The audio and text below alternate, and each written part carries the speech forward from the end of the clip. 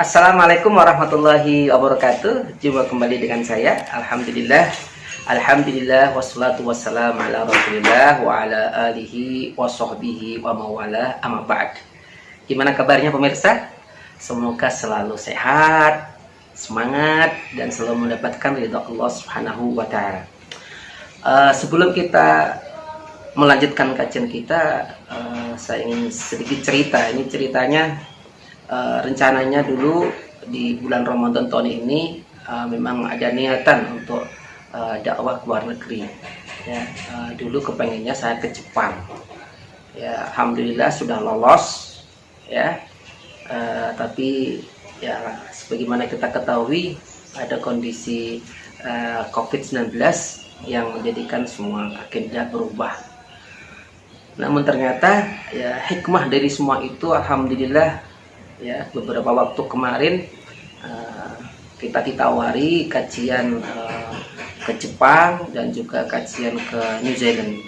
Alhamdulillah merupakan fadl Allah yang memberikan kesempatan kepada Al-Fakir ini ya bisa menyampaikan sedikit ilmu yang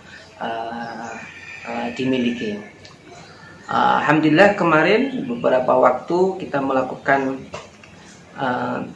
kajian lewat Zoom di Jepang di dua tempat, kemudian kemarin barusan di New Zealand, dan alhamdulillah berjalan lancar semuanya, dan ada beberapa pertanyaan yang menarik untuk kita bahas bersama supaya kemanfaatannya bisa kita rasakan bersama. Ada beberapa pertanyaan, namun dalam kesempatan ini ya kita akan membahas 3 pertanyaan karena mungkin waktu yang terbatas. Yang pertama adalah pertanyaan dari rekan kita, saudara kita di Jepang. Ya, mereka diantaranya bertanya, ya, apakah COVID-19 ini merupakan azab Allah atau peringatan? Nah, memang pertanyaan ini sudah dibahas oleh beberapa pengkaji. Ya, yang intinya adalah di awal-awal dulu ketika muncul COVID-19 di Cina, banyak di antara pemerhati yang mengatakan oh itu azab, ya, dengan asumsi ya azab ini ya diturunkan atau mengenai orang-orang yang tidak taat kepada Allah Subhanahu wa taala. Namun ternyata ya dengan perkembangan yang begitu cepat ya COVID-19 ini menyebar ya bahkan ke negara-negara yang notabene-nya adalah mayoritas muslim. Nah, tentu ini menjadi pertanyaan kembali. Apakah benar hal itu adalah azab? Nah, kalau kita lihat ya dari ayat-ayat Al-Qur'an yang ada, azab itu ya Allah turunkan hanya khusus bagi orang-orang yang durhaka kepada Allah SWT. Artinya kalaupun azab itu turun ya kepada mereka yang durhaka, itu setelah Allah menyelamatkan orang-orang yang beriman. Coba kita cek, lihat ya, misalkan kisah kaum Nabi Lut, kaum Nabi Nuh, ya, kaum Samud dan kaum-kaum sebelumnya yang mana Allah hancurkan, Allah turunkan azab kepada mereka setelah orang-orang yang beriman bersama nabi mereka diselamatkan oleh Allah Subhanahu wa taala. Misalkan ya dalam surat Asy-Syu'ara ayat 119 Allah katakan fa anjaynahu wa man ma'ahu fil fulkil mashhun. Ya. Maka Allah menyelamatkan Nabi Nuh beserta kaumnya yang beriman ya ke dalam kapal yang penuh dengan muatan. Nah, ini artinya apa? Bahwa azab itu Allah turunkan setelah Allah selamatkan orang yang beriman. Nah, sekarang yang terjadi COVID-19 ini ya mengenai siapapun, nggak pandang bulu dia beriman atau nggak beriman, ya dia ahli durhaka atau ahli maksiat, semuanya terkena. Nah, makanya lebih tepatnya adalah kita katakan sebagai peringatan, ya, peringatan bagi siapapun, bagi kita semuanya, bahwa apa? Bahwa di antaranya hal ini menunjukkan kekuasaan Allah yang mutlak. Ya, negara-negara besar, ya adidaya pun tidak ada yang mampu untuk menahan ya serangan virus yang begitu amat kecil sekali. Dan ini mengingatkan kepada kita keimanan kita ya tentang kekuasaan Allah yang mutlak. Makanya ma'asal muslimin yang dirahmati Allah SWT, ya, lebih tepatnya kita memposisikan COVID-19 ini sebagai peringatan kepada kita semuanya agar kita kembali kepada Allah Subhanahu wa Ta'ala. Ya, karena jika kita tidak mampu menjadikan peringatan ini hanya berjalan begitu saja tanpa kita ambil untuk mengecas, menguatkan iman kita, ini artinya kita gagal atas apa yang diinginkan oleh Allah Subhanahu wa Ta'ala. Nah, masalah muslimin yang dirahmati Allah Subhanahu wa Ta'ala, ya, di antara ya, dalil lain yang menguatkan bahwa kejadian semacam ini lebih tepat kita kategorikan sebagai peringatan adalah ya seperti dalam surat Ar-Rum ayat yang ke-41, Allah katakan, "Zaharal fasadu fil barri wal bahri bima kasabat aydin nas."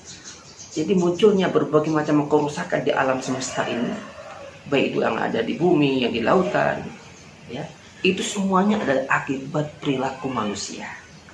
Artinya apa? Di sini ada peran perilaku manusia.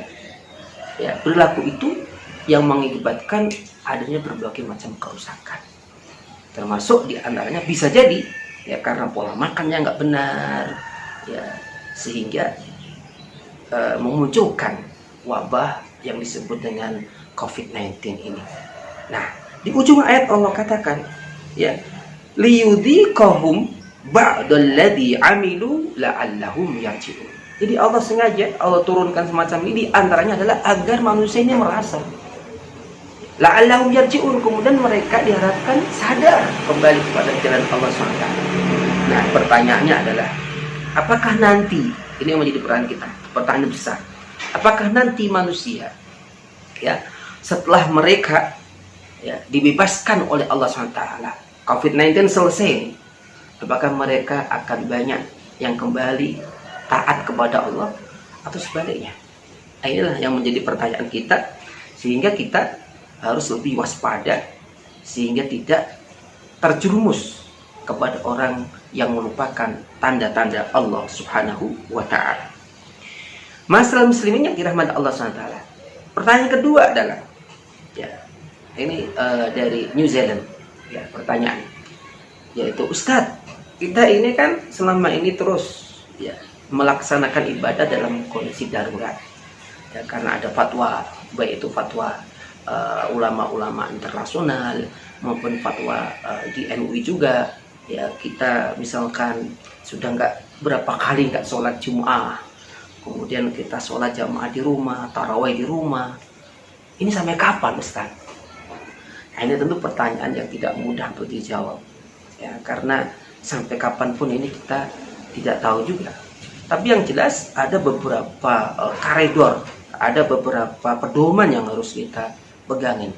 Itu pertama, bahwa agama Islam atau syariat Islam diturunkan oleh Allah SWT untuk sebagai pedoman seluruh manusia ini, tidak lain adalah untuk kemaslahatan manusia itu sendiri.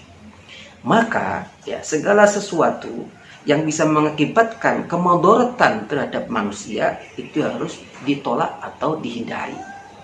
Maka kemudian muncul ya dalam kaidah fikih ya kaidah yang berbunyi ya darbul mafasid muqaddamun ala jalbil masalih.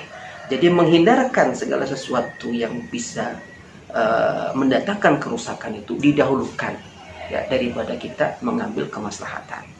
Ya, contoh ya, sholat Jumat adalah ada kemaslahatan karena di situ melakukan perintah ya, menjalankan kewajiban kita sebagai seorang muslim ya. Tetapi satu sisi ya, ada madorot ya. Madorotnya apa?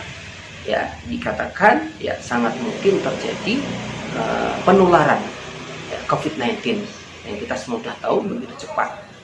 Karena itu ya sholat Jumat kemudian kita ganti ya dengan melaksanakan sholat zuhur di rumah ya. Karena apa? Untuk menghindari madorot. Nah, pertanyaan lagi ya, sampai kapan ini Nah, ini tentu ya kembali kepada kebijakan pemerintah masing-masing.